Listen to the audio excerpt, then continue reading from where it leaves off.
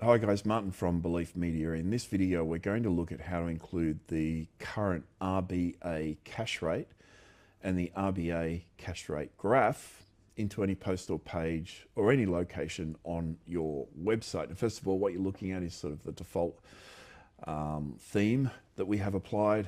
All guys will customize this in certain ways. There are about 3 or 4, maybe 4 or 5 sites that have this basic framework at the moment. Most of them are heavily customized and they look nothing like it, but it is effectively our WordPress theme. So towards the top here, one thing that all sites have in common is this bar across the top, which includes the primary menu, customizable obviously, and this little string of text here. This little thing here is a little icon, is a back button. Then you've got the current RBA cash rate, 3.6%, and one Australian dollar is 0.65 US dollar at the moment. Inflation sitting at 2.1%. They're the latest published figures. They can take a couple of days before those figures are published and availed to us through their API. So there is this little icon here. If we click on that, that'll take us to this page. Australian RBA cash rate and inflation graphs. So first of all, we've got the RBA cash rate graph here, and we publish the current cash rate, 3.6% down towards the bottom. And in this little blurb here, we link to a number of relevant articles on your website. Remember, we're trying to create pathways and engagement, and more page views and more conversions and so on. The inflation graph is, a little bit complex, I guess, for a lot of people, but for those that are interested, it does give you a really good indication of historical trends and where we are right now, snapshot right now, as opposed to a couple of years ago or a few years ago in the case of this graph, which goes back to 8 quarters or something, I think.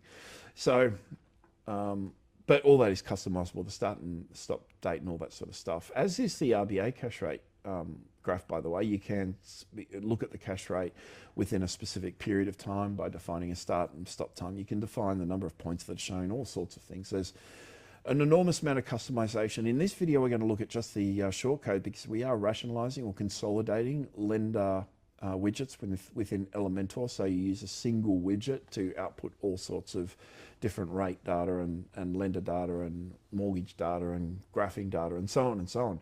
So we won't look at that right now because we haven't pushed that particular Elementor update out to clients. So, but it's important to know that you won't ever have to use shortcodes, despite the fact we're going to create right now a post that looks like this. Current cash rate is BM underscore cash rate and a percent mark. We don't include the percent mark when we include cash rate data because it can be used inline in text, and a lot of people just don't want that percent mark to be shown, or they might want to use their own styled something, or there's a whole bunch of variations that apply. So this just gives you a bit more control. So we'll just stick that same shortcode there into the content just to show you how it embeds within a paragraph. But the current cash rate is and BM underscore cash rate and percent. I'm going to update that page, and I think we've already saved it. I think I gave this same demo to a managed group. It was a live thing we did a short time back, so everything's sort of, so the page is still looking the same. So I gave the managed clients a demo like literally 10 minutes before I started recording this one. So the data you're seeing is effectively the same.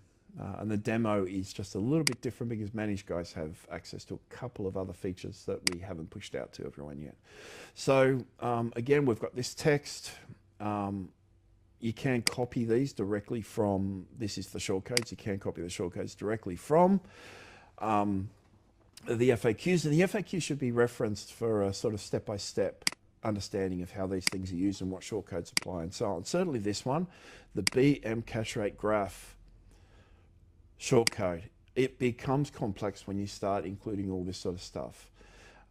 These ones aren't available to unmanaged clients, so I won't look at those, but we'll have a look at just removing CPI and inflation. So again, I'll update that. even though I didn't make any changes. And you can see here, if you're using that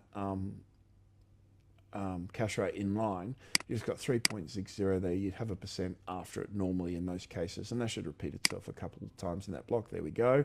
And then the RBA cache rate graph. And then down the bottom, the current cache rate is 3.6%. And that data will cache for about 1 day. I think it's between 22 and 26 hours, so it varies. So it'll always be up to date.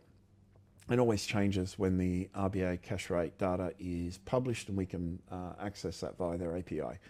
And we do queries, we update that, we check for that every single day, I think twice a day, in fact, because their published date isn't always routine. It's manually done and pushed.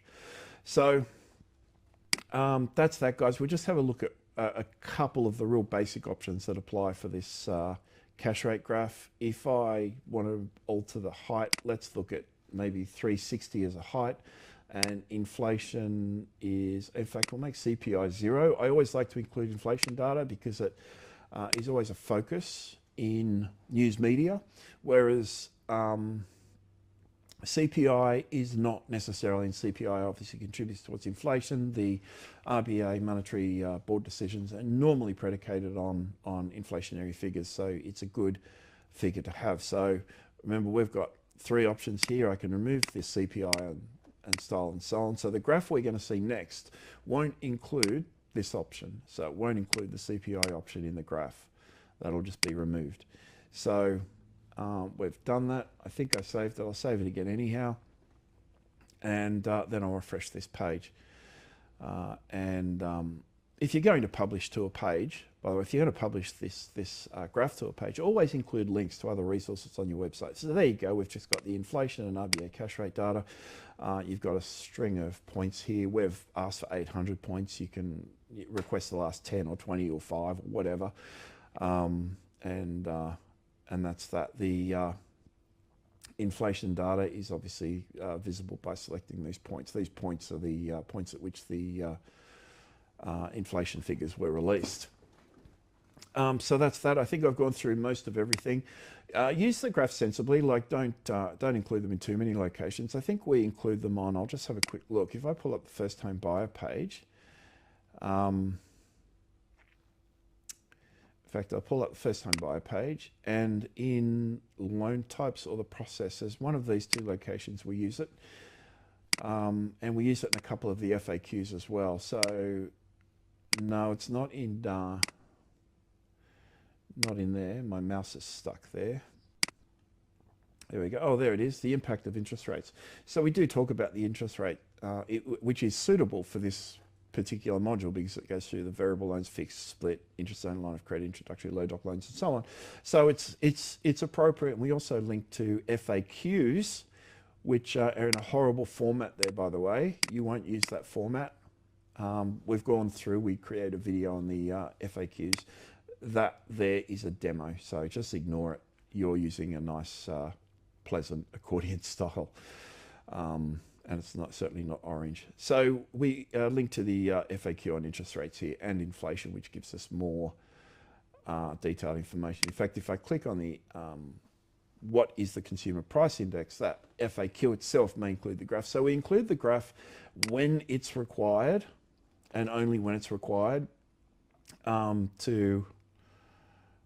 In this case, it's an FAQ where we're going through, the basket of goods and CPI graph, inflation graph, and so on. We provide that little bar that we had towards the top of the page again, and provide a little bit of explanatory text. There should be some links on this page. If there's not, we generally write them in. But the CPI is less relevant, I guess, than the inflation. Is there... Okay, let's have a look at this. How is the cash interest rate determined? That's just an FAQ. And this, again, just is to give you an idea of how the graph is used and where it's used, because we only use it at those times where we're talking about the cash rate. And there it is there. So they're probably the only pages where it's shown on your site.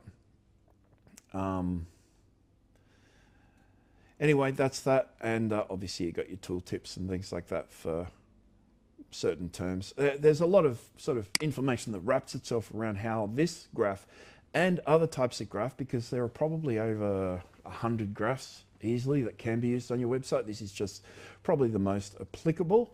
So that's that, guys. If you've got any questions about how this is used, or how it can be modified or whatever, certainly there's our FAQ module, which if it doesn't already, will show all this stuff.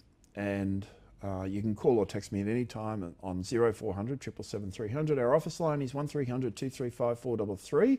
That's 1300 Belief, or you can visit our website at beliefmedia.com.au. Thanks, guys. Bye-bye.